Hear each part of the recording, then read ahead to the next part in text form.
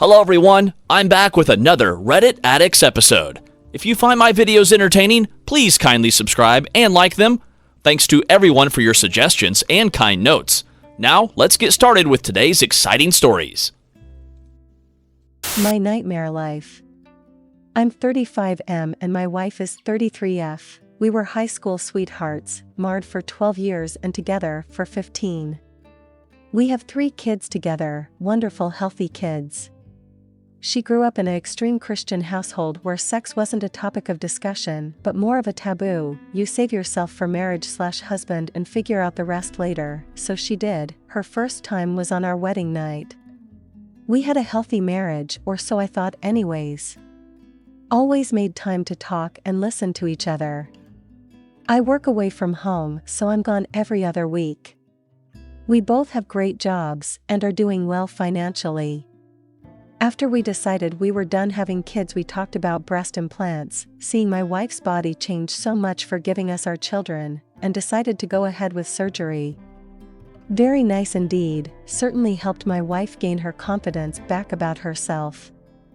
I've always been into fitness and going to the gym, so we bought some workout equipment at home and she began to use them.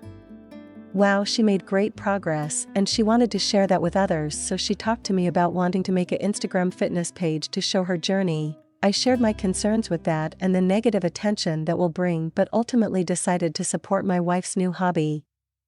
I get home from work one day, on International Women's Day, a few months later, to my wife crying and telling me she needs to show me something. Someone had sent her a nude picture of herself, a bikini photo she had uploaded to Instagram, saying they found it on a porn site and just wanted to let you know, when in reality they used a Nudify app to generate the image.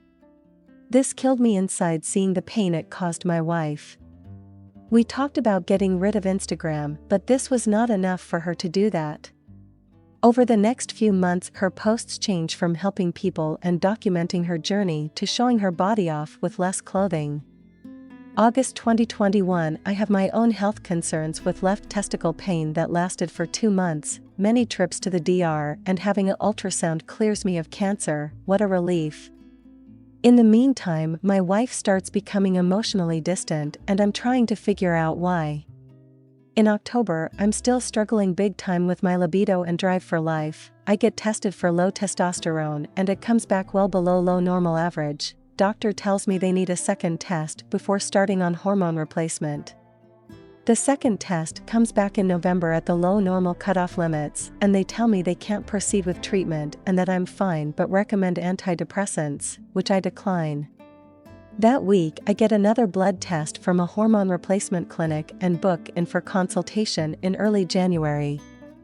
Early December 2021 rolls around and my wife loses her uncle and her grandmother 7 days apart, a major loss for the family.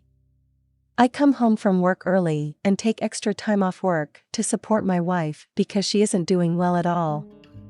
It killed me inside having to go back to work after 2 weeks, knowing my wife is still grieving such loss. January 2022, I get approved for my hormone replacement therapy and take my first shot of testosterone January 13th. 2 weeks later, I'm already feeling like I haven't in a very long time. We go on a trip to Mexico for 2 weeks and I'm having the time of my life with our children. My wife tells me that she can't believe the changes I've made in literally 3 weeks and that I'm a 10/10 dad and husband. A few weeks later, I'm at work again and am reading articles on emotionally distant spouses and midlife crisis. I sent her those links and she agrees that does sound like her, but she's hot sure why. I then come across an article that read the top 25 signs your wife is having an affair. I'm reading this and am blown away that my wife has 22/25 in my opinion. I decide I'm going to confront her of this, but not until I'm home. March 10th D-Day, we go out on a date night and I genuinely had a great time. I sit her down and tell her I'm going to talk for 15 minutes and want you to listen and you'll have plenty of time to reply. I read her the top 25 signs and she says, "Well, I can't believe you think some of those of me." I reply telling her this is the time to clear your soul and whatever has been bothering you needs to come out. I thought it was a drunken one-night stand from the summer. The tears start to pour and the long silence develops before she tells me she has been having an online sex affair though Instagram, Sep7 deck, showing herself to another man, lives overseas, while he pleasured himself. I'm in disbelief that she could do this, but I think it's something we can reconcile over pretty quickly. I then tell her if there's anything else that it needs to come out now. She tells me this is going to kill us and cries even harder now, followed by minutes of her not taking and preparing for the worst.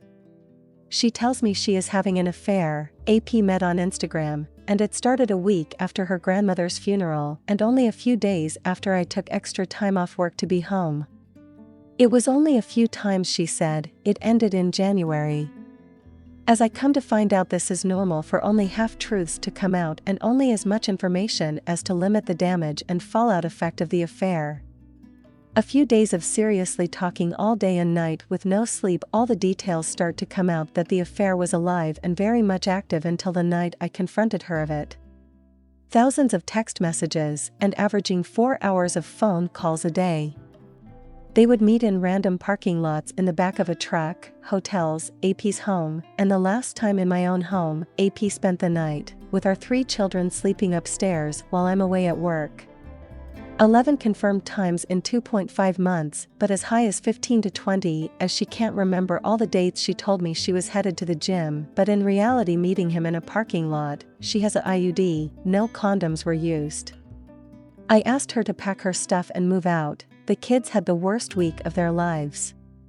Here we are today, both going to individual counseling and have a first MC scheduled for next week. She basically told me she had written me off and we were going down the path of divorce. Cheating is never justified in her eyes until I made a miraculous turnaround by my hormone replacement, and this drove the guilt and shame even harder of what she was doing. She started her personal counseling while she was in the middle of the affair. There's been no contact with AP since March 18th. She's regretful, remorseful, and wants to do anything to make this work. She is back in the house. She has been tested for STI/HIV and pregnancy. She's reluctant to have sex or even kiss me, and through open discussion has admitted she is having a very hard time getting over the affair feelings and the withdrawal from it. AP, 33M, has 0 assets, can't hold a job down, and lives in an apartment with his mom. What about my needs? Obviously not wanting to be a doormat here. I'm not wanting this to work just for the children either. We hope you enjoyed this story. Thanks for watching and hope to see you in the next video. And before you go, please be sure to subscribe for more.